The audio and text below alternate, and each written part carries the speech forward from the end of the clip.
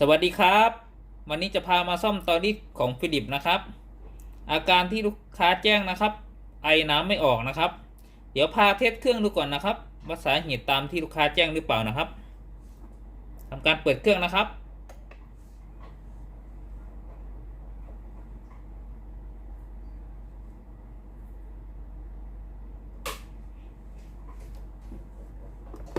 รอไฟหยุดกระพริบก่อนนะครับไฟแสดงสถานะพร้อมใช้งานนะครับเดี๋ยวจับดูหน้าเตาก่อนนะครับตัวนี้หน้าเตาร้อนปกตินะครับ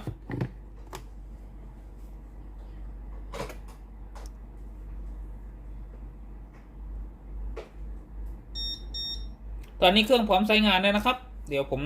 กดปุ่มจ่ายน้ำดูก่อนนะครับ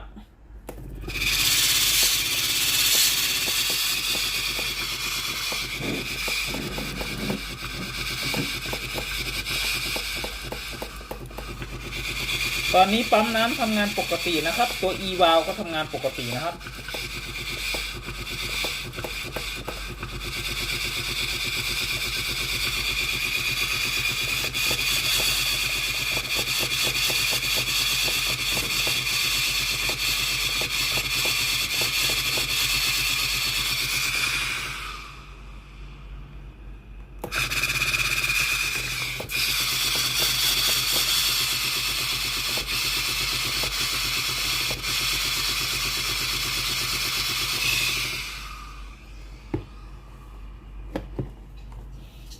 ตัวนี้เทสแล้วไอ้น้ำออกปกตินะครับแต่ลูกค้าแจ้งว่าไอ้น้ำไม่ออกนะครับเดี๋ยวผมจะพาแกะดูภายในเครื่องนะครับผมจะแกะตรวจสอบในส่วนของตัวโทโมฟิลหน้าเตา1ตัวนะครับแต่ในส่วนของตัวบอร์ดที่ตัวเครื่องนะครับถ้าอาการไอ้น้ำไม่ออกนะครับออกว่างไม่ออกว่างนะครับสาเหตุมันน่าจะมีนะครับในส่วนของตัวโทโมฟิลว่ามันสปาร์กหรือเปล่านะครับหรือในส่วนของตัวดีเลย์ที่ตัวบอร์ดนะครับมันมีปัญหาหรือเปล่านะครับก็คือตัวหน้าคอนแทคมันไม่ดีนะครับเดี๋ยวพาแกะดูทั้งสองฝั่งเลยนะครับเดี๋ยวแกะฝั่งที่เป็นหน้าเตาก่อนแล้วกันนะครับ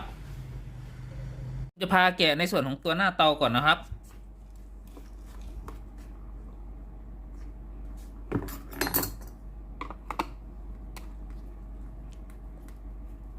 น็อตใต้เครื่องนะครับ2ตัว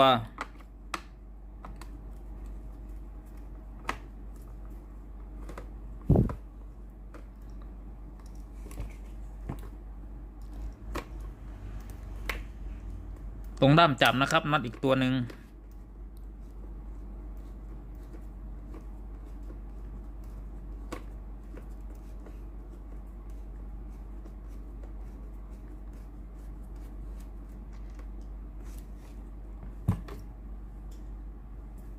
นำโครงด้านบนออกก่อนนะครับ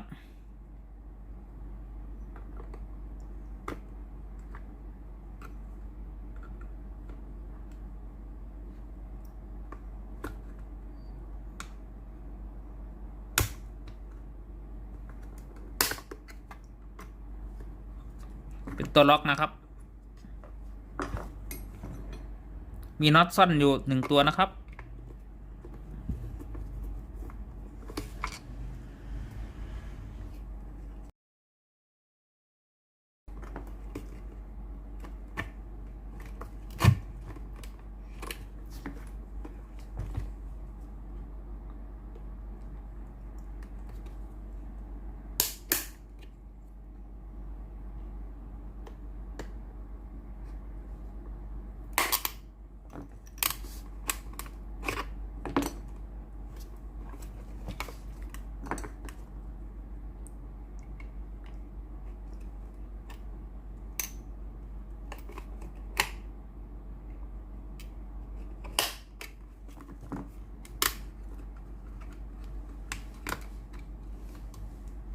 เป็นตัวคลิปล็อกนะครับ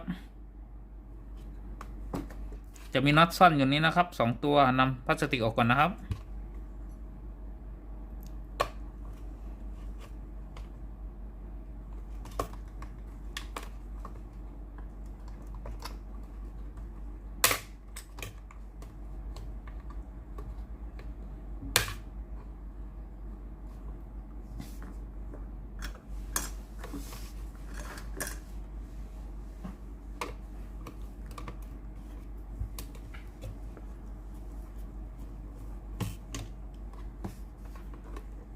ฝั่งนี้ด้วยนะครับ1ตัว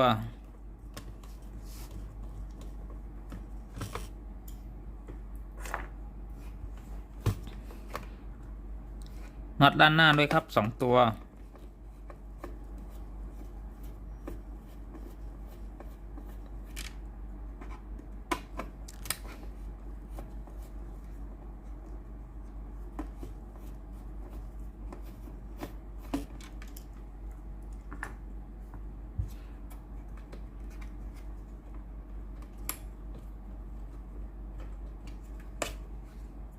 นำพลาสติกสีขาวด้านหน้าออกก่อนนะครับ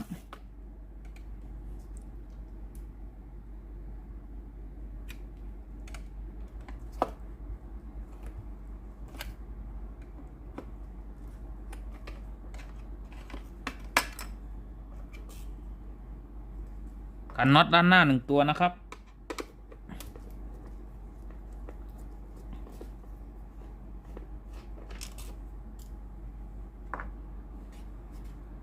นำสายแพรออกก่อนนะครับ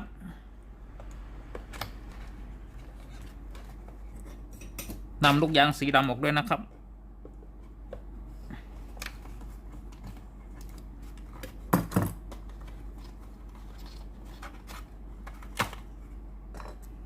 นำโครงมือจับออกครับ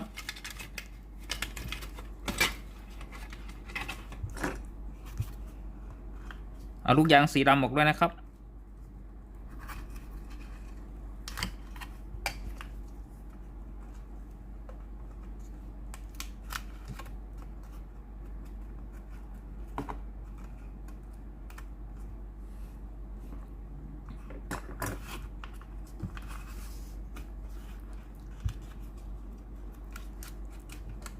นำสายไฟ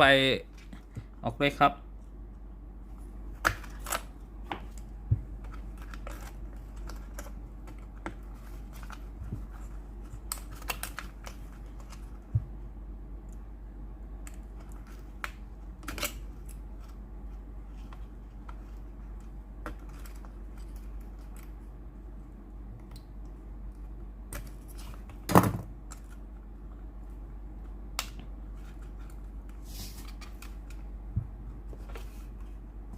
ขันน็อตด้านหน้า1ตัวนะครับ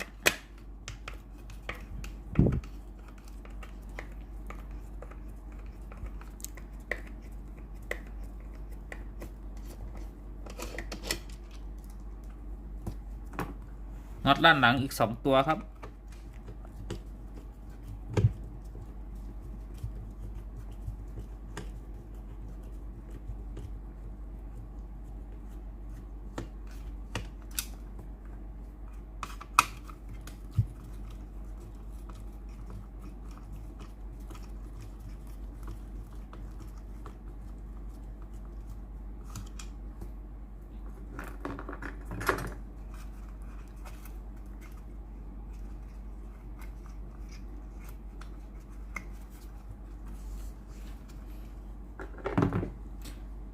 นำข้อต่อออกก่อนนะครับ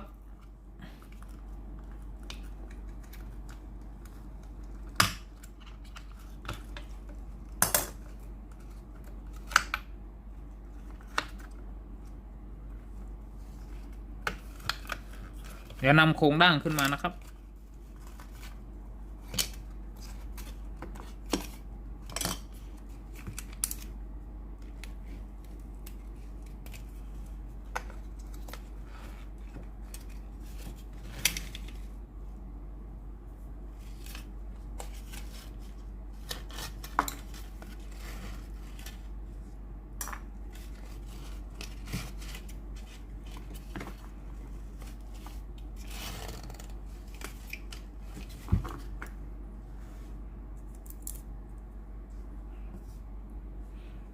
เดี๋ยวทำการเป่าฝุ่นอีกรอบหนึ่งครับที่ผมแกะข้างในให้ดูนะครับให้มาตรวจสอบในส่วนของตัวจุดแรกนะครับที่น่าจะมีปัญหานะครับเวลาเราซ่อมเราเทสเราไม่เจอการเสียนะครับให้ดูในส่วนของตัวโทโมฟิลนะครับที่เป็นแบบสะพานไฟ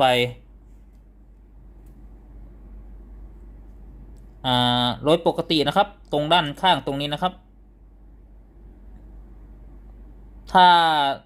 มีการสปาร์กของโทโมฟิลนะครับมันจะเป็นคราบดำยาวๆนะครับ ตรงนี้นะครับในอีกฝั่งหนึ่งครับฝั่งนี้นะครับด้านข้างๆนะครับถ้ามีการสปาร์กตรงนี้หน้าคอนแทคไม่ดีนะครับ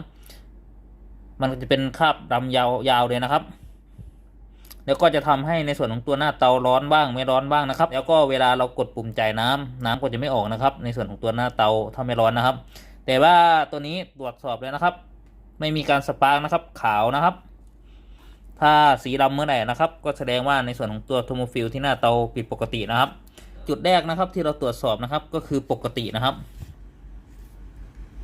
ผมได้แกะในส่วนของตัวโครงชุดหน้าเตาให้ดูเลยนะครับเดี๋ยวเรามาดูชิ้นส่วนต่างๆและอะไรต่างๆข้างในเครื่องนะครับว่าเขาเรียกว่าตัวอะไรกันบ้างนะครับตัวนี้เขาเรียกโทโมฟิลนะครับเป็นฟิลความร้อนนะครับเป็นเหมือนสะพานไฟนะครับหน้าที่ของโทโมฟิลตัวนี้นะครับเมื่อรีเลย์หรือในส่วนของตัวแผงควบคุมนะครับไม่สามารถควบคุมความร้อนที่หน้าเตาได้นะครับหรือในส่วนของตัวรีเลย์ที่บอร์ดค้างนะครับจะต่อไฟมาเลี้ยงในส่วนของตัวหน้าเตาตลอดนะครับตัวนี้จะเป็นตัวป้องกันนะครับไม่ให้ในส่วนของตัวฮีเตอร์เสียหายโทโมฟิลตัวนี้นะครับจะมีค่าเขียนไว้ข้างใต้นะครับว่ากี่องศานะครับเมื่ออุณหภูมิที่หน้าเตาเกินค่าของตัวโทโมฟิลนะครับตัวนี้ก็จะทำหน้าที่ตัดวงจรไฟที่มาเลี้ยงในส่วนของตัวฮีเตอร์นะครับตัวที่2นะครับก็คือในส่วนของตัวเทอร์มิเตอร์หรือ NTC นะครับตัวนี้เป็นตัวตรวจจับความร้อนที่หน้าเตานะครับก็คือโดยปกติแล้วค่าความต้านทานของเทอร์มิเตอร์นะครับค่าความต้านทานจะสูงนะครับเมื่อเจอกับความร้อนนะครับค่าความต้านทานของตัวเทอร์มิเตอร์นะครับมันก็จะต่ำลงนะครับเพื่อป้อนกลับไปยังบอร์ดนะครับว่าค่าความต้านทานต่ำก็คือหน้าเตาร้อนนั่นเองนะครับบอร์ดก็จะทำหน้าที่สั่งงานผ่านในส่วนของตัววงจรควบคุมดีเลย์นะครับเพื่อให้ตัดไฟมาเลี้ยงในส่วนของตัวหน้าเตานะครับตัวนี้คือลูกยางหน้าเตานะครับเป็นลูกยางทนความร้อนนะครับหน้าที่ของลูกยางตัวนี้นะครับก็คือทำให้ในส่วนของตัวข้อต่อตัวนี้นะครับเวลาเสียบเข้าไปด้านในนะครับจะทำให้แน่นนะครับไม่ทำให้ไอ้น้ำย้อนกลับขึ้นมาด้านบนส่วนทั้งหมดนี้นะครับที่เรามองเห็นนะครับก็คือในส่วนของตัวฮีเตอร์นะครับฮีเตอร์คืออุปกรณ์ที่ให้ความร้อนแก่ชิ้นงานนะครับฮีเตอร์อยู่ที่ไหนนะครับพึงประสงค์ได้เลยครับอุปกรณ์ไหนที่มีฮีเตอร์ก็แสดงว่าอุปกรณ์นั้นเกี่ยวกับความร้อนทั้งหมดนะครับไม่ร้อนก็อุ่นนะขึ้นอยู่กับค่าความต้านทานของฮีเตอร์นะครับหรือวงจรนั้นๆนะครับว่าต้องการความร้อนน้อยหรือความร้อนมากนะครับจุดแรกนะครับที่ผมให้ดูผ่านนะครับก็คือโทโมฟิลปกตินะครับไม่มีการสปาร์กนะครับเดี๋ยวผมจะพาแกะในส่วนของตัวซุดที่เป็นตัวเครื่องนะครับว่าวิธีแกะเขาแกะยังไงนะครับเดี๋ยวจะพาไปดูจุดที่2นะครับว่าถ้าเราเทสแล้วไม่เจออาการเราจะดูจุดไหนบ้างนะครับส่วนด้านหน้าเตานะครับผมจะยังไม่ประกอบนะครับเดี๋ยวผมจะบอกหลักการทำงานคร่าวๆของเครื่องรุ่นนี้ก่อนนะครับผมจะพามาแกะในส่วนของตัวเครื่องนะครับนำแท้งน้ำมาก่อนนะครับ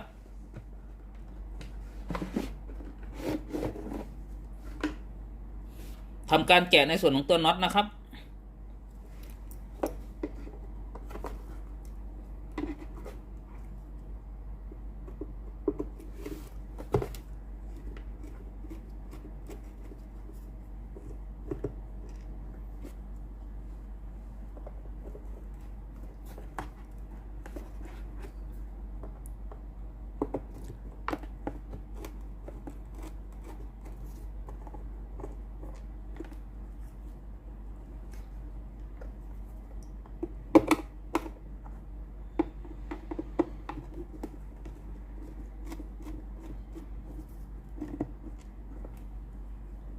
มีน็อตทั้งหมด3ตัวนะครับ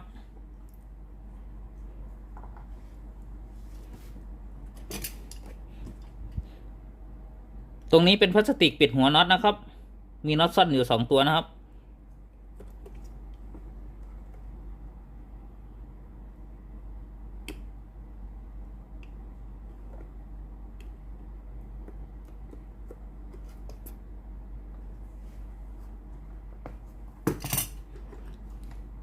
เป็นน็อตตัวเล็กนะครับ 2 ตัวยาวนะครับ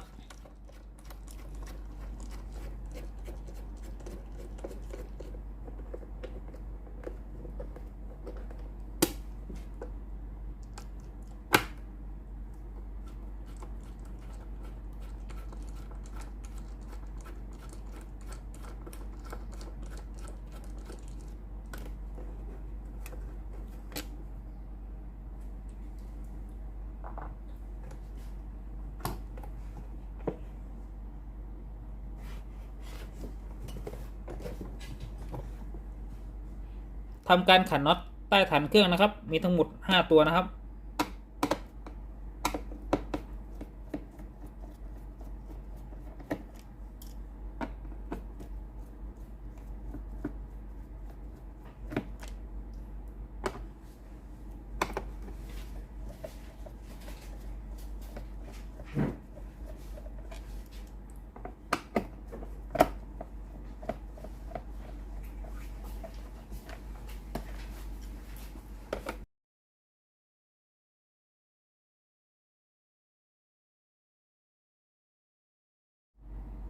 ตรงแทงน้ำนะครับด้านข้างนะครับมีน็อตอยู่นะครับ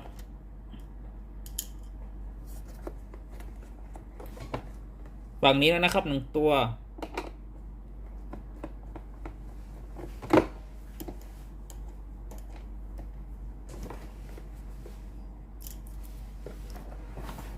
ด้านหลังด้วยนะครับ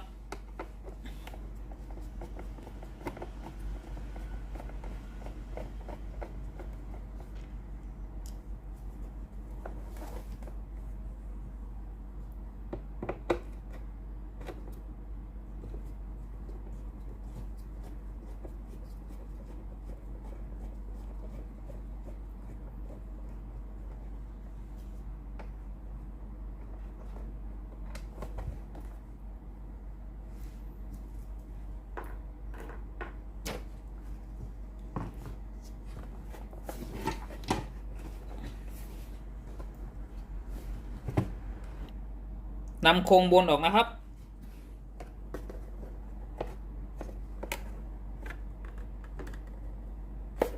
ตรงนี้นะครับมีตัวล็อกอยู่นะครับ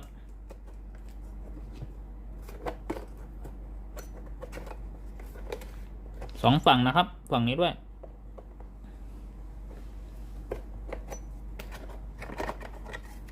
ตัวล็อกนะครับ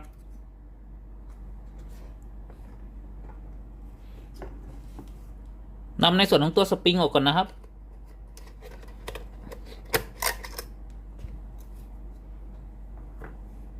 สไลด์ตัวล็อกนะครับเอาออกก่อนนะครับมีน็อตนะครับ2 ตัวนะครับตรงนี้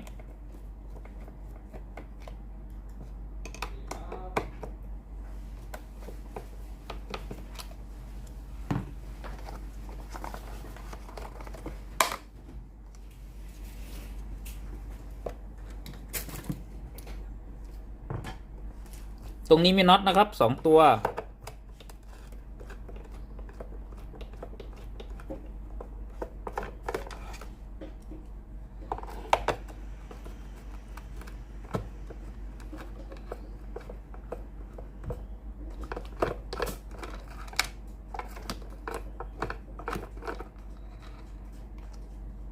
็อตซ่อนอยู่นะครับ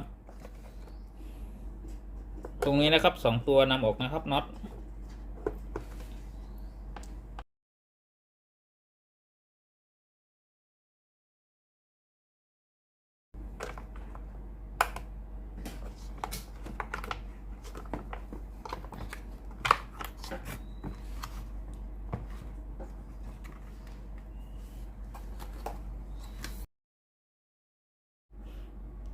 เมื่อเราดูในส่วนของตัว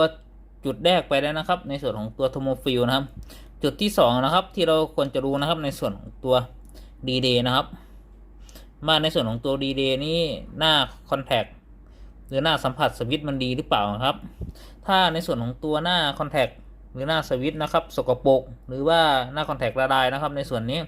จะไม่จ่ายไฟไปเลี้ยงในส่วนของตัวหน้าเตาได้เต็มที่นะครับก็จะทำให้ในส่วนของตัวหน้าเตาไม่ร้อน จะเป็นบางครั้งเท่านั้นนะครับหรือใช้งานประมาณ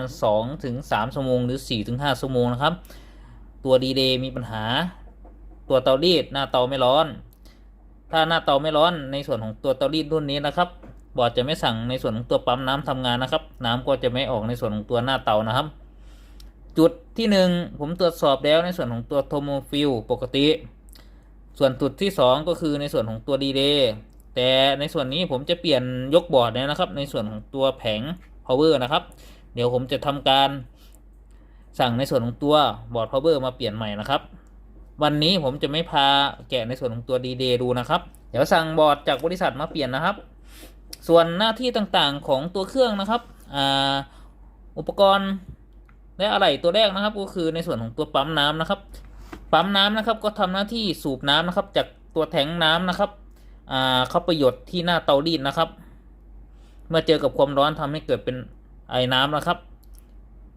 ปั๊มน้ำจะทำงานได้ก็ต่อเมื่อมีไฟ220 โวลต์ VAC มาเลี้ยงนะครับปั๊มน้ำถึงจะทำงานนะครับส่วนตัวที่2นะครับตัวสีดำนะครับก็คือตัว e-valve นะครับ e-valve ทำหน้าที่เปิดในส่วนของตัวน้ำนะครับและก็ส่งในส่วนของตัวน้ำไปที่หน้าเตาอีกรอบหนึ่งนะครับซึ่งเป็นตัวบูตน้ำให้แรงขึ้นนะครับเพื่อส่งไปยังหน้าเตานะครับตัว e-valve นะครับตัว e-valve จะทำงานได้ก็ต่อเมื่อมีไฟ220 โวลต์ VAC มาเลี้ยงนะครับมันถึงจะทำงานนะครับถ้าวาล์วน้ำตัวนี้ไม่เปิดนะครับถึงแม้ว่าในส่วนของตัวปั๊มน้ำทำงานนะครับน้ำก็จะไม่มีไปในส่วนของตัวหน้าเตานะครับตัวนี้บอร์ด power supply นะครับตัวบอร์ด power supply นะครับประกอบด้วยในส่วนของตัว CPU นะครับตัวด้านในนะครับหน้าที่หลักๆนะครับก็คือทำหน้าที่ควบคุมการทำงานต่างๆของตัวเครื่องนะครับควบคุมการจ่ายไฟนะครับไปเลี้ยงในส่วนของตัวปั๊มน้ำไปเลี้ยงในส่วนของตัว e-valve รวมทั้งควบคุมการจ่ายไฟไปเลี้ยงในส่วนของตัวฮีเตอร์หน้าเตาและควบคุมความร้อนที่หน้าเตานะครับทุกอย่างนะครับจะควบคุมโดยบอร์ดนี้ทั้งหมดเลยนะครับผมจะอธิบายหลักการทำงานแบบคร่าวๆนะครับของเตารีดรุ่นนี้นะครับเมื่อมีการเสียบปลั๊กไฟ220 โวลต์นะครับก็คือเสียบปลั๊กไฟบ้านนะครับผมจะได้ในส่วนของตัวสายสีน้ำเงินก่อนนะครับสายสีน้ำเงินนะครับไฟบ้านนะครับวิ่งเข้ามาเลี้ยงที่บอร์ด power supply นะครับเส้นนี้นะครับอีกส่วนหนึ่งนะครับจะจ้ำอยู่กับสายสีน้ำเงินส่วนนี้นะครับสายสีน้ำเงินตัวนี้ก็จะวิ่งตามสายท่อน้ำนะครับวิ่งมาในส่วนของตัวหน้าเตานะครับสายสีน้ำเงินเส้นนี้นะครับวิ่งมาเลี้ยงในส่วนของตัวฮีเตอร์นะครับตรงนี้นะครับคือฮีเตอร์นะครับที่หน้าเตามารออยู่ที่หน้าเตารีดนะครับ1 เส้นนะครับคือสายสีน้ำเงินนะครับยังไม่ครบวงจรนะครับหน้าเตายังไม่ร้อนนะครับ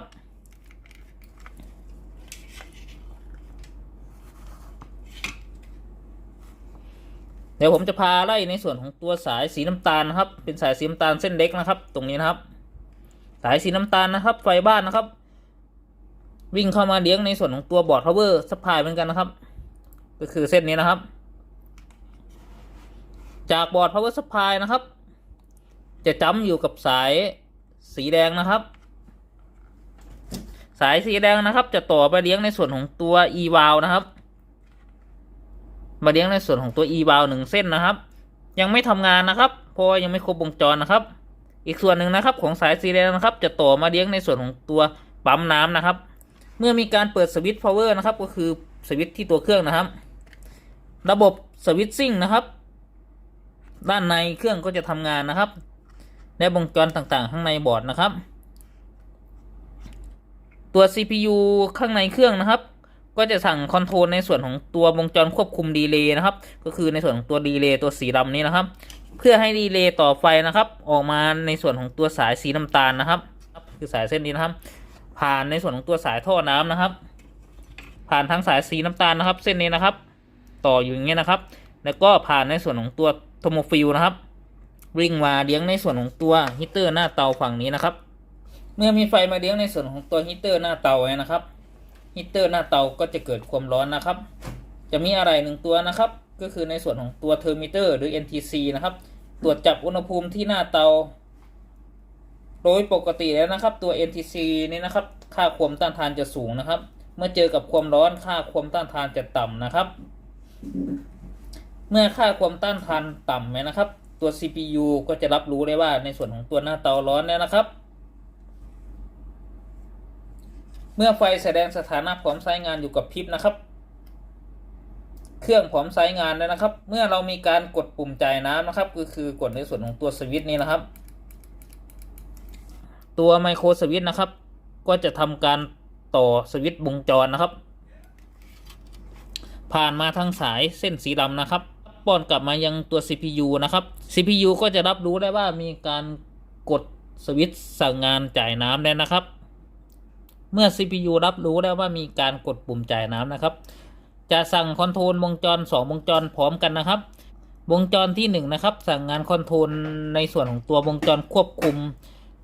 e-valve นะครับก็คือตัวนี้นะครับให้จ่ายไฟ220โวลต์นะครับทางสายเส้นสีดำนะครับจ่ายออกมาเลี้ยงในส่วนของตัว e-valve นะครับเมื่อในส่วนของตัว e-valve มีไฟมาเลี้ยง220โวลต์นะครับก็จะทำการเปิดวงจรนะครับวงจรที่2นะครับสั่งงานคอนโทรลในส่วนของตัววงจรควบคุมในส่วนของตัวปั๊มน้ำนะครับสั่งต่อไฟไปเลี้ยงในส่วนของตัวปั๊มน้ำนะครับผ่านทางสายเส้นสีฟ้านะครับวิ่งมาเลี้ยงในส่วนของตัวปั๊มน้ำนะครับเมื่อในส่วนของตัวปั๊มน้ำนะครับได้รับไฟ220โวลต์ครบวงจรก็จะทำการสูบน้ำนะครับสูบน้ำจากแทงน้ำนะครับน้ำก็จะวิ่งจากฝั่งนี้นะครับวิ่งออกมาฝั่งนี้นะครับแล้วก็มาในส่วนของตัวสายสีดำตรงนี้นะครับแล้วก็วิ่งเข้ามาในส่วนของตัว e-valve นะครับซึ่งตัว e-valve นี้ก็ทำการเปิดวงจรนะครับพอมีไฟมาเลี้ยงนะครับตัว e-valve นะครับก็จะทำการบูตน้ำให้แรงขึ้นกว่าเดิมนะครับผ่านทางสายท่อน้ำนะครับวิ่งมาในส่วนของตัวหน้าเตานะครับสายเส้นนี้นะครับแล้วออกมาในส่วนของตัวข้อต่อนะครับที่เสียบอยู่ตรงนี้นะครับหยดเข้ามาเจอความร้อนที่หน้าเตานะครับเกิดเป็นไอน้ำนะครับหลักการทำงานคร่าวๆของเครื่องก็มีแค่นี้นะครับ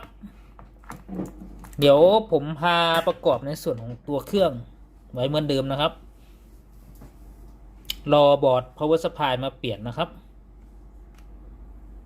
ผมจะพาประกอบในส่วนของตัวเครื่องนะครับใส่ในส่วนของตัวโครงเครื่องก่อนนะครับ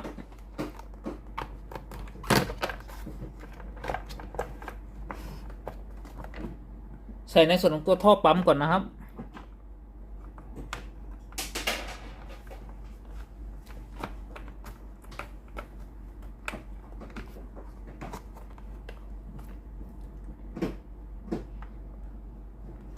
ใส่ตัวล็อกปั๊มก่อนนะครับทำการขันน็อต2ตัวนะครับ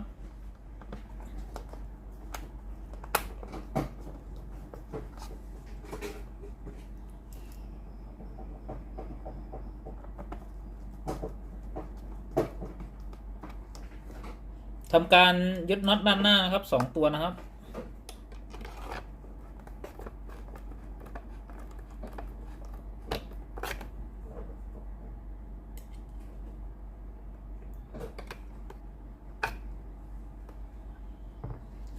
ใส่ในส่วนของตัวโครงนะครับ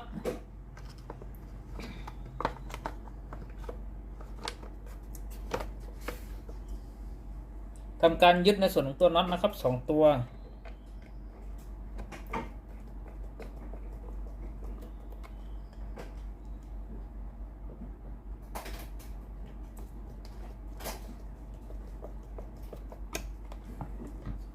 ใส่ในส่วนของตัวล็อกหน้าเตานะครับ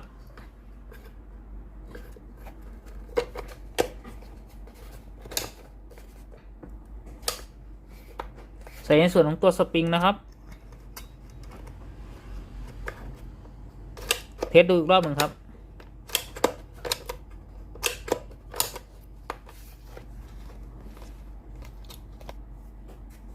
ใส่ตัวโครงบนนะครับ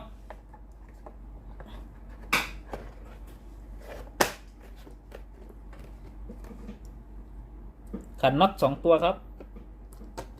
น็อตตัวยาวนะครับ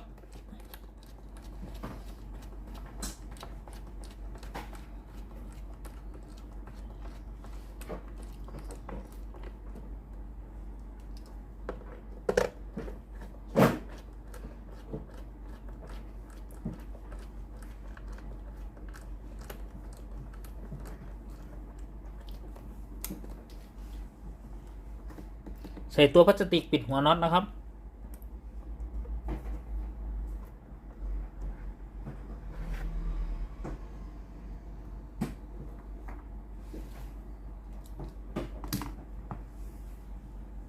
ขันน็อตอีก3ตัวนะครับตัวสั้น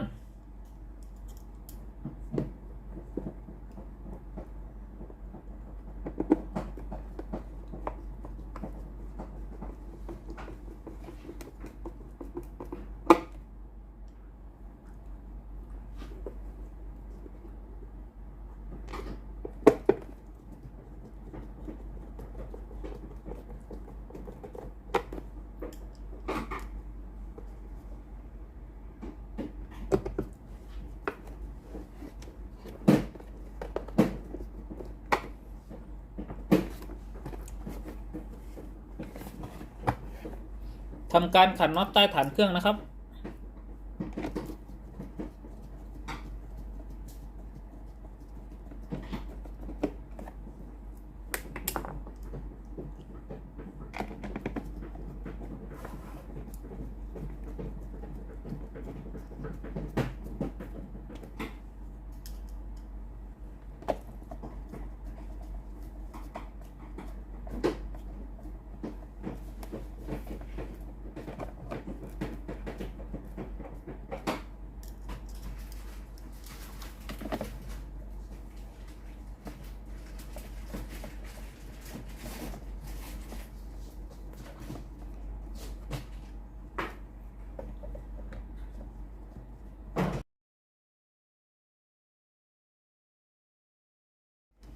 ขันน็อตด้านข้างนะครับ2ตัว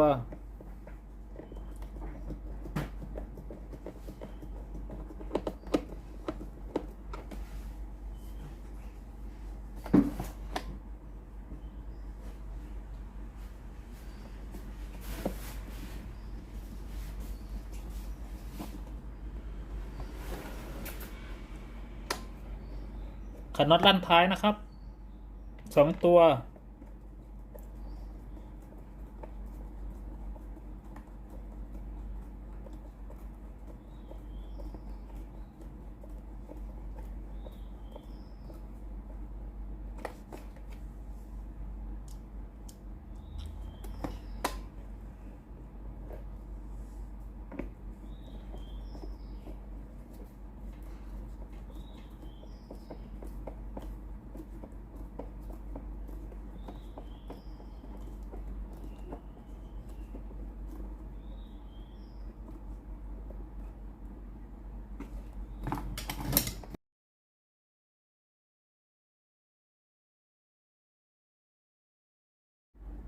ผมจะพามาประกอบในส่วนของตัวชุดหน้าเตานะครับ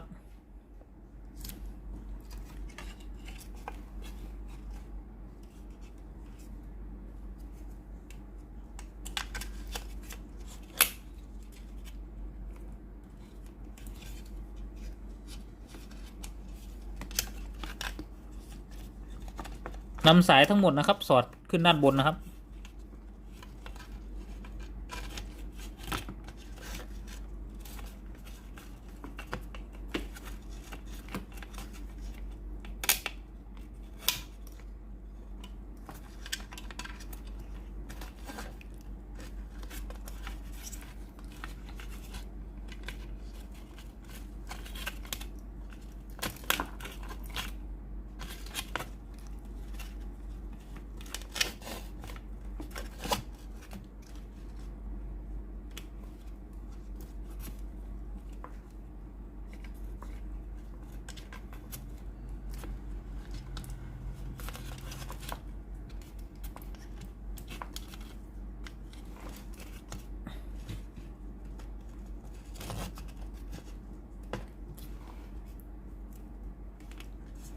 สอดสายเซ็นเซอร์ด้วยนะครับขึ้นด้านบน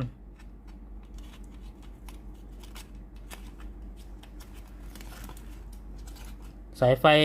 เส้นสีน้ำตาลด้วยนะครับ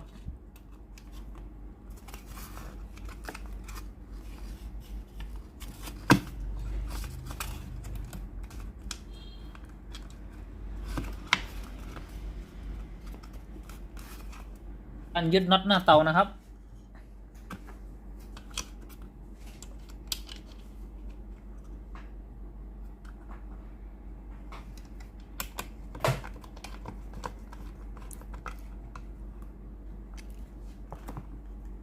น็อตอีก2 ตัวนะครับ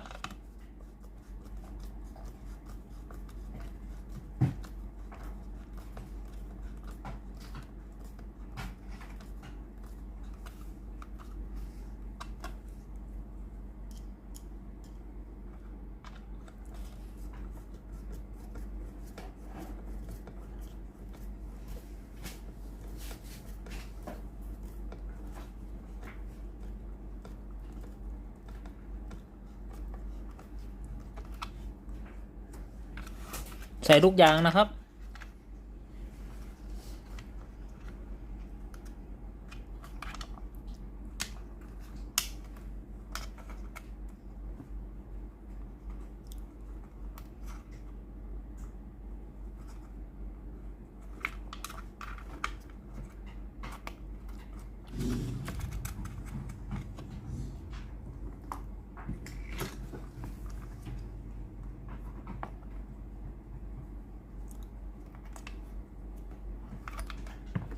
ทำการจัดสายให้เรียบร้อยนะครับ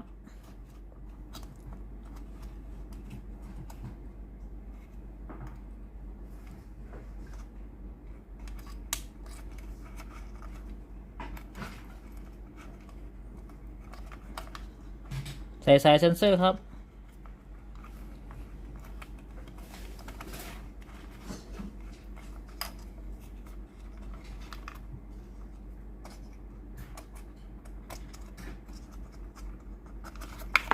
ใส่สายไฟ AC นะครับ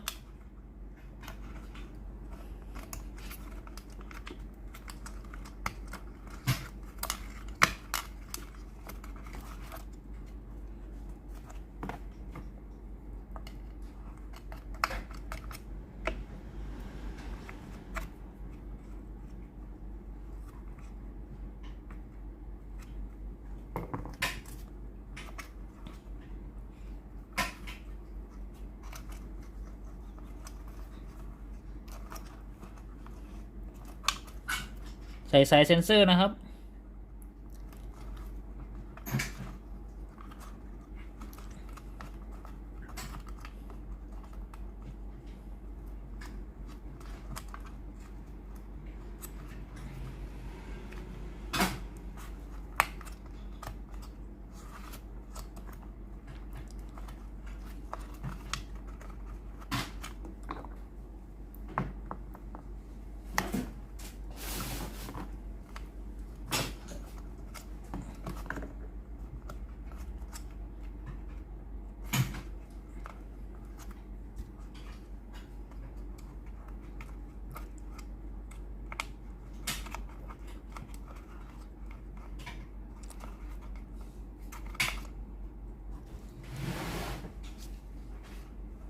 ใส่ในส่วนของตัวข้อต่อนะครับ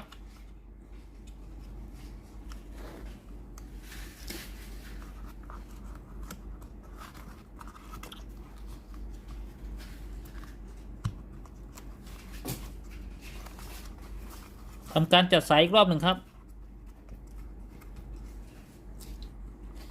ใส่ในส่วนของตัวโครงบนนะครับสอดสายขึ้นด้านบนนะครับ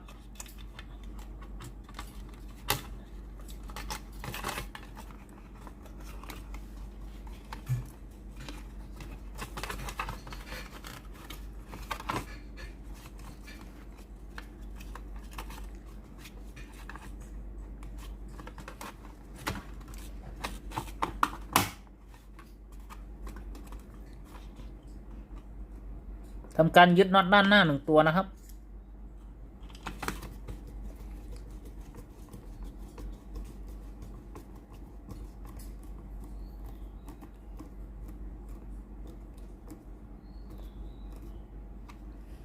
ใส่ในส่วนของตัวยางหน้าเตานะครับ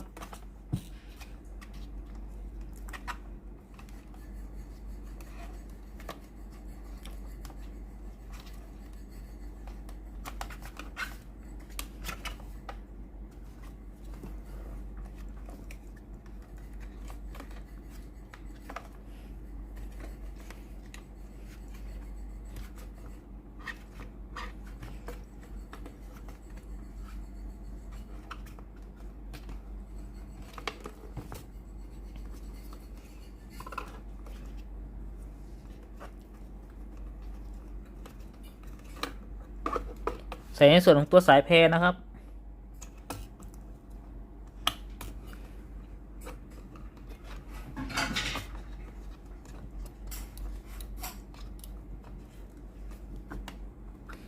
ใส่ในส่วนของตัวพลาสติกคลุมน็อตหน้าเตานะครับ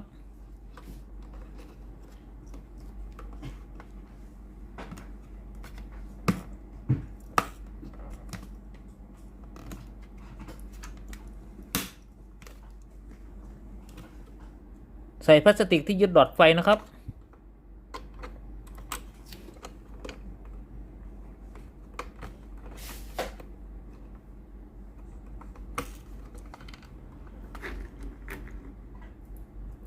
ทำการยึดน็อตอีก2 ตัวนะครับ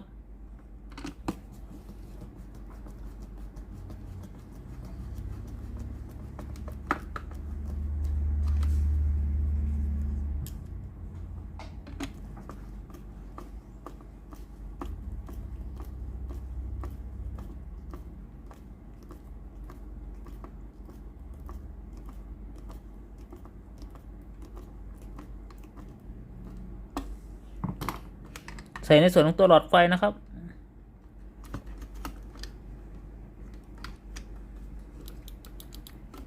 การใส่มือจับด้านบนนะครับ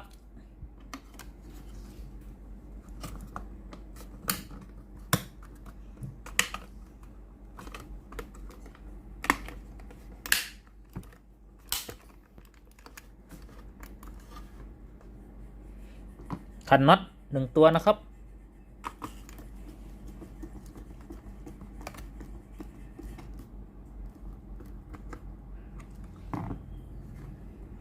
ใส่โครงบนอีกตัวครับ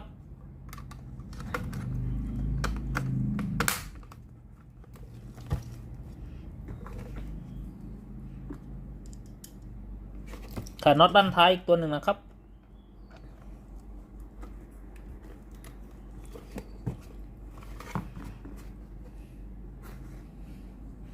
ขันน็อตอีก2 ตัวครับ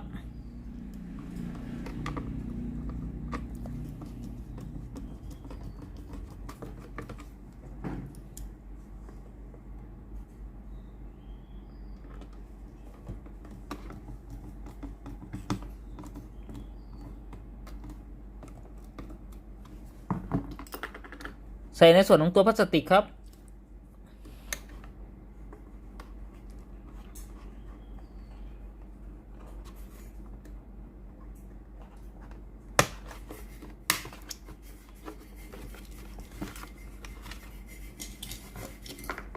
ใส่ตัวพลาสติกด้านท้ายนะครับ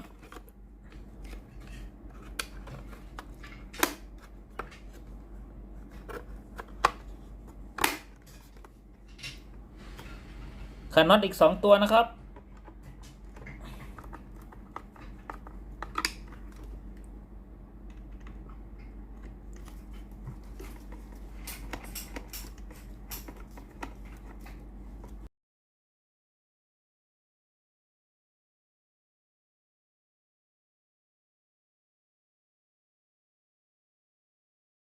สรุปอาการเสียของเตารีดยี่ห้อฟิลิปนะครับ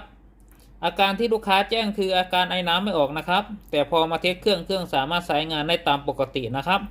สาเหตุที่ลูกค้าแจ้งน่าจะเกิดจากในส่วนของตัวแผง power supply นะครับเวลาใช้งานไปนานๆนะครับหน้า contact relay อาจจะต่อว่างไม่ต่อว่างนะครับไม่ทำให้ไฟไปเลี้ยงในส่วนของตัวหน้าเตานะครับ